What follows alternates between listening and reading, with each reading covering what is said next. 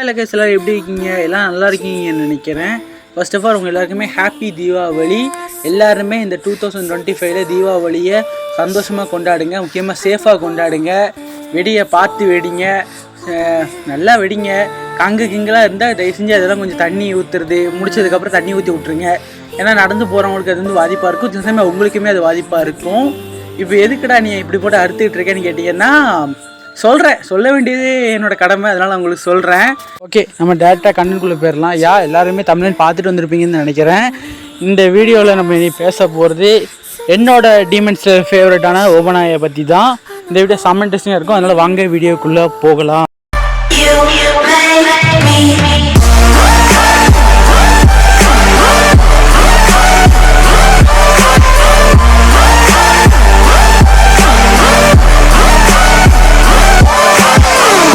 நம்ம எங்கே வந்து ஓபனாயை வந்து ரிவீல் பண்ணாங்க, அதாவது எங்கே வாட்டர் ராஷை ரிவீல் பண்ணாங்க அப்படின்னா, இந்த டாஞ்சில் வந்து லோயன் மூன் கூட சண்டை போட்டு கிட்டத்தட்ட அதுக்கிட்ட சாகர நிலமில் போய் நம்ம வாட்டர் ராஷரை காப்பாற்றி இருப்பாப்புல.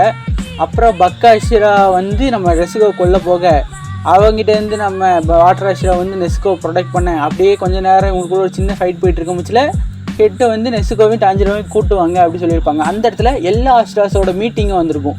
எல்லா ஆஸ்ட்ராஸுமே அந்த இடத்துல அப்பியர் ஆகிருப்பாங்க. ஈவன் அந்த இடத்துல தான் நம்மளோட ஒபினாயுமே வந்து அப்பியர் ஆகிருப்பாப்புல. அப்படி அப்பியர் ஆன நம்ம ஒபினாயை வந்து ஸ்டார்டிங்கில் வந்து எல்லா ஆஸ்ட்ராஸுமே நார்மலாக இருக்கும் முச்சில் தலைவர் மட்டும் கொஞ்சம் மரத்து மேலே நின்றுட்டு இருப்பாப்புல, மரத்து மேலே படுத்துட்டு இருப்பாப்புல. அது வந்து ஒரு மாதிரி டிஃப்ரெண்ட்டாகவே இருந்தது.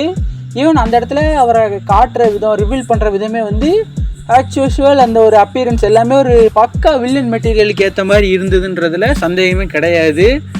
அதே மாதிரி அவர் பண்ண விஷயம், அவர் பேசுகிறதுமே வில்லன் மாதிரி தான் இருக்கும். நம்ம டாஞ்சிரோக்கு லாக் போட்டதெல்லாம் வந்து ஒரு தரமான செய்கை. அதை வந்து அதில் தான் வந்து ஓபனாய் மேலே கொஞ்சம் ஹேட் வந்ததுக்கான காரணமும் கூட. அதுக்கப்புறமா நம்ம ஓபனாவை வந்து எதில் வந்து காட்டியிருப்பாங்க அப்படின்னா, இந்த 3rd சீசனில் வந்து இந்த வாட்டர் ஆஷிரா இருப்பாங்களா, வாட்டர் ஆஷிரா இல்லை, நம்ம லவ் ஆஷிரா வந்து ஃபைட் பண்ணிகிட்டு இருப்பாங்க. முச்சில் அவங்களுக்கான ஒரு பேக் ஸ்டோரி காட்ட முச்சில் அவங்க ஆஷிராவானதுக்கப்புறம் அவங்க லைஃப் எப்படிலாம் சேஞ்ச் ஆச்சு அப்படி காட்டியிருப்பாங்க. அதில் வந்து நம்ம ஒபினாய் கூட வந்து அவங்க ரெஸ்டாரண்ட் போயிருப்பாங்க. அப்படி ரெஸ்டாரண்ட் போனப்போ நம்ம ஒபினாய் வந்து அவங்களுக்கு ப்ரெசென்ட் பண்ணியிருப்பாப்புல ஒரு ஸ்கார்ஃபை. அந்த ஸ்கார்ஃபை வந்து நான் பத்திரமா வச்சுருப்பேன்னு சொன்னதுக்கு, இல்லை நீங்கள் அதை யூஸ் பண்ணி கிழிக்கணும், அப்படி நீங்கள் கிழிச்சா மட்டும் தான் நான் புதுசு உங்களுக்கு வாங்கி தர முடியும் அப்படின்னு சொல்லியிருப்பாப்புல. ஈவன் அந்த இடத்துலையே நமக்கு நல்லா புரிஞ்சுது நம்ம மிச்சரி மேலே ஒபனாய்க்கு வந்து ஒரு இன்ட்ரெஸ்ட் இருக்குது. ஒபனாய்க்கு மேலே மிச்சரிக்குமே ஒரு இன்ட்ரெஸ்ட் இருக்குது. அவங்களுக்கு வந்து எல்லாரு மேலே இன்ட்ரெஸ்ட் இருக்குது, அது வேறு கதை. இருந்தாலும் ஒபனாய் மேலே அவங்களுக்கு ஒரு இன்ட்ரெஸ்ட் இருக்குது. ஏன்னா அவன் மேலே ஒரு இன்ட்ரெஸ்ட் ஒரு பையன் காட்டுறான்றதுனாலேயே இதில் தான் வந்து நம்ம ஒபனாய் வந்து என்ன தான் பார்க்க லுக் வைஸ் கொஞ்சம் மோசமாக தெரிஞ்சாலுமே கூட ஈவன் அவருமே ஒரு நல்லவர் அப்படின்னு நமக்கு தோண்டி இருக்கும். இதுக்கப்புறமா ஒபனாய் எந்த இடத்துல காட்டியிருப்பாங்க அப்படின்னா, 4th சீசனில் ஃபஸ்ட்டு எபிசோடு ஃபஸ்ட்டு சீனே ஒபனாயோடதும் அப்புறம் நம்ம சனாமியோடதும் தான். அதில் தான் வந்து ஒபனாயோட ப்ரீத்திங்கை காட்டியிருப்பாங்க. ஒபனாயோட ப்ரீத்திங்கு அப்புறம் ஒபனாயோட ஸ்வாடு காட்டியிருப்பாங்க. டோட்டலி டிஃப்ரெண்ட்டுங்க. இது வரைக்கும் நம்ம எல்லா ப்ரீத்திங்குமே பார்த்துருப்போம். தண்டர் ப்ரீத்திங், வாட்டர் ப்ரீத்திங்னு கொச்சன்னு பார்த்துருக்கோம். பட் இந்த ப்ரீத்திங் வந்து ரொம்ப டிஃப்ரெண்ட்டாக இருக்கும். ஸ்னேக் ப்ரீத்திங்னு வாப்பில் ஸ்னேக்கே வரும். அதெல்லாம் வந்து செம டிஃப்ரெண்ட்டான ஒரு விஷயம். அதெல்லாம் வந்து பயங்கரமாக இருந்துச்சு. அதுலேயும் அந்த ஃபைட்டிங் மூமெண்ட்ஸ்லாம் வேறு லெவலு. அதுக்கப்புறமா நம்ம விநாயை வந்து காட்டினது எங்கன்னா, மிச்சரிக்கிற ட்ரைனிங் எடுத்துகிட்டு நம்ம டாஞ்சிரோ இங்கே வந்துருப்பாப்புல. ஈவன் அந்த இடத்துல வச்சு தான் நம்ம டாஞ்சிரோ மேலே ஒபனாய்க்கு இன்னும் ஹேட் அதிகமாக இருக்கும். ஆனால் அவருக்கு மிச்சரி எவ்வளோ பிடிக்கும் அப்படின்றத இது வரைக்கும் நம்ம பார்த்த இதையே வந்து நமக்கு ஓரளவுக்கு புரிஞ்சுது. பட் இதில் தான் வந்து அவருக்கு வந்து மிச்சரி வந்து எவ்வளோ பிடிச்ச ஒரு பொண்ணு அப்படின்றத வந்து நம்மளால் இன்னுமே ஃபீல் பண்ண முடியுது. ஏன்னா ஜஸ்ட்டு டாஞ்சிரோ வந்து இப்படி வீட்டுக்கு வந்திருந்தான், வந்தவனுக்கு நான் கேக் செஞ்சு கொடுத்தேன், அதை அவன் சாப்பிட்டான், அது ரொம்ப நல்லா இருக்குன்னா அது வந்து அது சாப்பிட்டோன்னே சொர்க்கத்தையே போனேன்னு சொன்னான் அப்படின்னு ஒரு லெட்டர் எழுதியிருப்பாங்க. நான் வந்து கொஞ்சம் சிம்பிளாக வந்து சொல்லிட்டேன். பட் வந்து இந்த லெட்டரை வந்து அதை ஒரு ஃபீல் பண்ணி நீங்கள் படிச்சிங்க அப்படின்னா அது வந்து வேறு மாதிரி தோண்டும். ஏன் நம்ம ஒபனாய்க்குமே அதான் தோண்டிச்சு. அதனால தான் நம்ம டாஞ்சிரோ மேலே அவருக்கு அவ்வளோ கோவம், அவ்வளோ ஜெலஸ்னஸ் இருந்ததுன்னு சொல்லலாம். அதனால தான் நம்ம டாஞ்சிரோவை ட்ரைனிங்ன்ற பேரில் வச்சு உரிச்சு விட்ருப்போம். எல்லாமே ஓரளவுக்கு நல்லா ஃபன்னாகவே இருந்தாலும் பட் இந்த இடத்துல எனக்கு ஒரு கொஸ்டின் ரைஸ் ஆச்சு. அதுதான் ஒபனாய் வந்து ஏன் மிச்சரியை இவ்வளோ லவ் பண்ணுறாரு, ஒபனாய் வந்து ஏன் இவ்வளோ அரகண்ட்டாக இருக்கார், ஏன் மிச்சரியை தவிர மற்ற எந்த பொண்ணுக்கிட்டேயுமே ஒபனாய் வந்து இன்ட்ரெஸ்ட் காட்டலை, எதனால் மிச்சரிக்கிட்ட அவர் இன்ட்ரெஸ்ட் காட்டுறாரு, எதனால் மிச்சரியை அவருக்கு பிடிச்சிருக்கு அப்படின்ற ஒரு கேள்வி எனக்கு இந்த இடத்துல ரைஸ் ஆச்சு. எனக்கு ஈவன் உங்களில் சில பேருக்குமே அது ரைஸ் ஆகிருக்கலாம். அதுக்கான ரீசன் வந்து அவரோட பேக் ஸ்டோரியில் கொடுத்துருப்பாங்க. அதாவது நான் அடித்து சொல்கிறேனே, இந்த டீமன் ஸ்லேயரில் எத்தனையோ பேக் ஸ்டோரி பார்த்துருப்போம், எத்தனையோ பேக் ஸ்டோரி பார்த்துருப்போம். பட் இந்த அளவுக்கு ஒரு ட்ராஜரியஸ்ட் பேக் ஸ்டோரி டீமன் ஸ்லேயர் இருக்காதுடா, கட்டாயமாக இருக்காதுடா. நான் அடித்து சொல்லுவேன் இருக்காதுன்னு.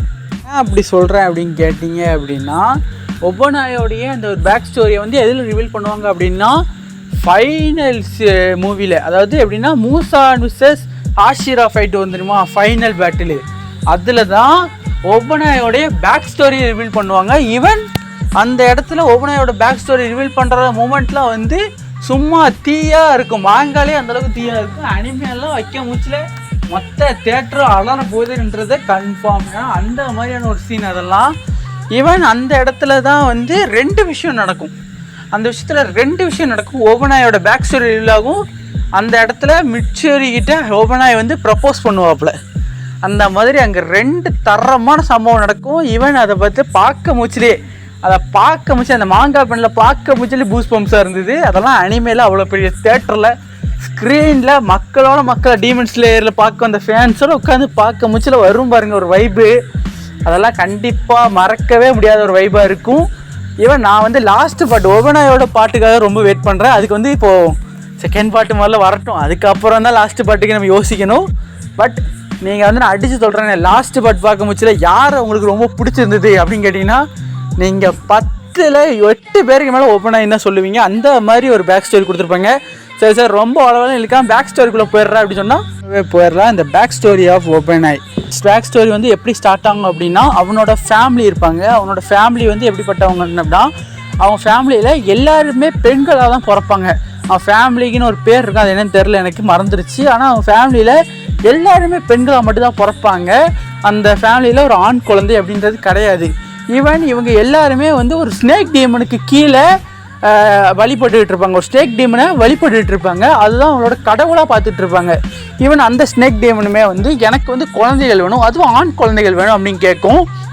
இவங்களும் என்ன பண்ணுவாங்க அப்படின்னா, ஆண் குழந்தைங்களை வந்து தூக்கிட்டு வந்து அந்த ஸ்னேக் டீமனுக்கு உணவாக கொடுப்பாங்க. இப்படி இருக்கும் பட்சத்தில் இந்த குடும்பத்தில் ஒபனாய் பிறக்கிறான், ஒரு பையனாக பிறக்கிறான். அது அவங்களுக்கே ஷாக்கு. ஏன்னா அவங்க குடும்பத்தில் பையன் பிறந்த கிடையாது, இவன் பிறந்துட்டான். பட் இவங்க வந்து எந்த அளவுக்கு அந்த ஸ்னேக் டீமனுக்கு ராயல்ட்டியாக இருந்தாங்கன்னா, அவங்க பெத்த பிள்ளைன்னு கூட பார்க்காம ஸ்னேக் டீமனுக்கு கொடுக்க போனாங்க. அந்த இடத்துல ஸ்னேக் டீமனுக்கு வந்து ஒபனாயே பிடிச்சிருந்தது. அவனோட அந்த 2 கண்ணு வந்து வித்தியாசமாக இருந்தது. அந்த ஸ்னேக் டீமனுக்கு எப்படி இருக்குமோ அதே மாதிரி இருந்ததுன்னொன்னே எனக்கு வந்து இவனை பிடிச்சிருக்குப்பா, இவன் கொஞ்சம் ஸ்பெஷலாக தெரியுறான், இவன் வந்து இப்போ சாப்பிட வேண்டாம், கொஞ்சம் பெரியவன் அதுக்கப்புறம் சாப்பிடுவான், அப்போ வந்து ருசியாக இருப்பான் போல் அப்படின்னு சொல்லுது. அவனுக்கு வந்து நல்லா சாப்பாடு போடுங்க ப்ரோ அப்படின்னு சொல்லுது. உடனே இவங்களுமே வந்து ஒபனாயே நல்லா சாப்பாடுலாம் போட்டு வளர்க்குறாங்க. ப்ரோ அப்போ வந்து எப்படி ப்ரோ நல்லா தானே வளர்த்துருக்காங்க அப்படின்னு கேட்டிங்கன்னா, நீங்கள் வந்து இதில் நோட் பண்ண விஷயம் என்னென்னா, நம்ம வந்து ஆடை வளர்ப்போம்ல, கோயில் திருவிழாக்கு நேர்ந்து விடுறதுக்கு ஆடு வளர்ப்போம்ல, அந்த மாதிரி தான் ஒபனாயை போட்டு வளர்த்துட்ருக்காங்க. இவனுக்கு இப்போ நல்லா சாப்பாடு போட்டு இவனை நல்லா பார்த்துக்கிட்டு அப்படியே அந்த ஆடை வெட்டுற மாதிரி ஒபனாயை வந்து டீமனுக்கு பலி கொடுக்க போகிறாங்க. பட் இந்த இடத்துல அந்த நல்லா பார்த்துக்கிறாங்க சொன்னது வந்து உண்மைதான். நல்லா சாப்பாடு போடுவாங்க, அதில் வந்து அவங்க குறை வைக்கலை. ஆனால் என்ன பண்ணியிருப்பாங்க அப்படின்னா, ஒபனாயை வந்து சின்ன வயசுலேருந்து ப்ரிசனில் போட்டு வளர்ப்பாங்க. அதாவது சிறைச்சாலையில் போட்டு வளர்ப்பாங்க. அவனை வந்து யாருமே அவன் கூட பேச மாட்டாங்க. ஜஸ்ட்டு அவனுக்கு நல்ல நல்ல சாப்பாடை மட்டும் கொடுத்துட்டு அவங்க பாட்டுக்கு போயிடுவாங்க. அவன் நல்ல சாப்பாடை மட்டும் சாப்பிட்டுட்டு அந்த சிறைச்சாலைக்குள்ளேயே தனிமையில் இருப்பான். இவன் அவங்க அம்மா, அவன் அக்கா, அவன் பாட்டி, அவன் சொந்தக்காரங்க யாருமே ஒபனாய்கிட்ட போக மாட்டாங்க. ஈவன் இவங்க இதில் ஒரு படி மேலே போய் ஒபனாயை வந்து ஹராஸ்மெண்ட் பண்ண ஆரம்பித்தாங்க. அதாவது ஃபிசிக்கல் டார்ச்சர் பண்ணாங்கன்னு சொல்லலாம். எந்த அளவுக்கு பண்ணாங்க அப்படின்னா, அந்த ஸ்னேக் டீமனுக்கு இருக்கிற மாதிரியே ஒபனாய்க்கும் வாய் இருக்குன்னு சொல்லி லிட்ரலாக அவன் சின்ன வயசில் அவன் வாயை அறுப்பாங்க ப்ரோ.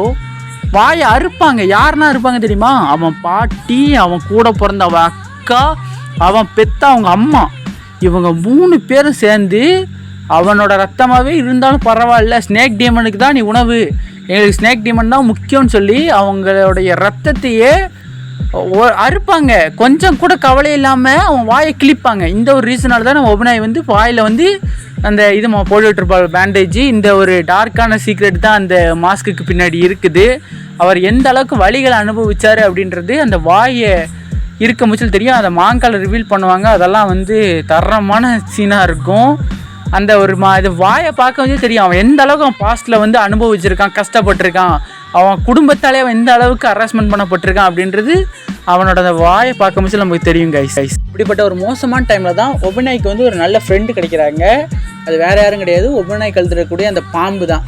அந்த ஒரு பாம்பு தான் ஒபனாயோடைய சின்ன வயசுலேருந்து அவன் கூடையே இருந்திருக்கும். ஒபனாய் வந்து அவனோட ஃபீலிங்ஸ் மொத்தத்தையும் அந்த பாம்பு தான் ஷேர் பண்ணுவான். ஒரு ஃப்ரெண்டுகிட்ட எப்படி ஷேர் பண்ணுவானோ அதேமாதிரி இந்த பாம்புக்கிட்ட ஷேர் பண்ணுவான். அவன் ரொம்ப க்ளோஸாக இருந்தது இந்த பாம்பு கூட தான். ஈவன் இந்த இடத்துல நான் தப்பிச்சு போகணும், எனக்கு வந்து ஒரு லைஃப் வேணும் அப்படின்னு அவன் டிசைட் பண்ண ஆரம்பிப்பான். எனக்குமே ஒரு நல்ல லைஃப் இருக்கும் அப்படின்னு சொல்லி லிட்டராக அந்த ஸ்னேக் டேமண்ட் வந்து எப்படியாவது ஒபனாய் தப்பிச்சிருவான். அவன் தப்பிச்சு போகும்போச்சில் நம்மளுடைய ரென்கோக்கோட அப்பா வருவாப்புல. அவர் வந்து அப்போ ஆஷிராவாக இருந்தார். அவர் வந்து இங்கே டீமண்ட் இருக்கான்னு கேட்டிருப்பாப்புல. ஒபனாய் வந்து இருக்குது அப்படின்னு சொல்லி கூப்பிட்டு போவான். அப்படி கூப்பிட்டு போகும்போச்சில் பார்த்தா ஸ்னேக் டீமன் வந்து ஒபனாய் தப்பிச்ச கோபத்தில் அவனோட அப்பா, அவனோட அம்மா, அதாவது அவன் அம்மா, அவன் பாட்டி, அவன் குடும்பத்தில் இருந்த மற்ற பொண்ணுங்க எல்லாரையுமே கொண்டு இருக்கும். அவன் அக்கா மட்டும் சர்வே ஆகிருப்பா. அவங்க அக்கா வர முச்சில் ஒபனாய் பார்த்தோன்னே தள்ளி விட்டுட்டு, நீ எல்லாம் வந்து ஒரு குப்படா, நீ எல்லாம் வந்து நீ தாண்டா சாக வேண்டியவன், நீ தாண்டா உணவாகணும், உன்னால் நாங்கள் எல்லாம் செத்துருப்பாங்க, உன்னால் செத்துட்டாங்க, அம்மா செத்துட்டாங்க, பாட்டி செத்துட்டாங்க, நம்ம குடும்பத்தில் எல்லோரும் செத்துட்டாங்கடா, நீ ஒரு சாவண்டா அப்படின்னு சொல்லி ஒபனாயோட மனசை, அந்த சின்ன வயசுலேருந்து அந்த மனசை சுக்குநூறாக உடைப்பா. அவனோட அக்காவே உடைப்பா. இந்த இடத்துல ஒபனாய் மென்குள்ளே இருந்ததுலாம் ஒன்று தான். அதாவது நான் ஏன் சாகணும், நான் என் வாழ்க்கையை பார்க்க எனக்கு உரிமை இல்லையா, என் வாழ்க்கையை மாற்றிக்கிறதுக்கு எனக்கு ஒரு உரிமை கிடையாதா அப்படின்னு அந்த இடத்துல ஒபனாய் வந்து ஃபீல் பண்ணுவான். அவன் மனசுக்குள்ளேயே ஃபீல் பண்ணுவான், ரொம்ப கஷ்டப்படுவான். இந்த ஒரு டைமில் தான் வந்து நம்ம ரென்கோக்கோட அப்பா வந்து ஒபனாயை வந்து அடாப்ட் பண்ணி கூப்பிட்டு வராப்புல, அவர் வீட்டில் வச்சு வளர்க்குறாப்புல. அதாவது இதை வந்து காட்டியிருக்க மாட்டாங்க, பட் வந்து இது ஒரு பயங்கரமான ஹிடன் டீட்டெயில்ஸ். ஒபனாய் எப்படி இவ்வளோ பெருசாக வளர்ந்துருப்பான், ஒபனாய் எப்படி ஒரு ஆசீர்வாதம் இருப்பான். அப்போ அவனுக்கு யாரும் ட்ரைனிங் கொடுத்துருக்காங்க தானே, அவன் ட்ரைனிங் கொடுக்காம அவன் எப்படி இப்படி ஒரு ஸ்டேஜுக்கு வர முடியும், இவ்வளோ ஸ்ட்ராங்கான ஸ்டேஜுக்கு எப்படி வர முடியும். அதுக்கான ஒரு ஹிடன் டீட்டெயிலாக வச்சுருப்பாங்க. நம்ம ரென்கோக்கோட ஃபாதர் தான் ஒபனாய் வீட்டுக்கு கொண்டு வந்திருப்பாப்புல. அந்த இடத்துல நம்ம ரென்கோக்கோ ஒபனாய் பார்த்துருக்கான்.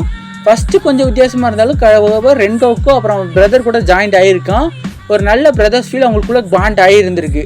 அப்படி இருக்க மூச்சில் ஒபனாய்க்கு வந்து ரென்கோக்கு தான் ட்ரைனிங் கொடுத்துருப்பாப்புல. அந்த ட்ரைனிங் தான் போகிற போக்கில் அவனுக்கு வந்து சேக் மேக்கிங்கை அவேக்கன் பண்ணியிருப்பான்.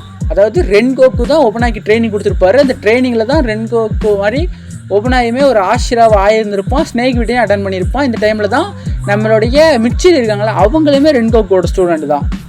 எஸ், இதெல்லாம் எல்லாமே ஸ்பாய்லர் தான். ரென்கோக்கோட ஸ்டூடெண்ட் தான். அவங்களுமே வந்து ஒபனாய் கூட சேர்ந்து ட்ரைனிங் எடுத்துக்க வாய்ப்பு இருக்குது. அந்த இடத்துல ஒபனாய் வந்து மிச்சரியோடைய அந்த ஒரு கைண்ட்னஸை பார்த்துருப்பான். ஏன்னா இது வரைக்குமே அவன் பொண்ணுங்களை பார்த்தது எல்லாமே பொண்ணுங்க எவ்வளோ கொடூரமானவங்க அப்படின்றது மாதிரி தான் அவன் பார்த்துருக்கான். ஏன்னா அவனை பார்த்த அந்த ஸ்னேக் டீமனுமே ஒரு பொண்ணு தான். அவங்க அம்மா பாட்டி எல்லாருமே அங்கே பொண்ணு தான். அவங்க எல்லாருமே அவனை எவ்வளோ டார்ச்சர் பண்ணாங்க அப்படின்றது அவனுக்கு தெரியும். அந்த இடத்துல மிச்சரி வந்து இவங்க எல்லாருக்குமே ஆப்போசிட்டாக இருப்பான். அது வந்து ஒபனாய்க்கு ரொம்பவே பிடிச்சி போயிருந்திருக்கும்.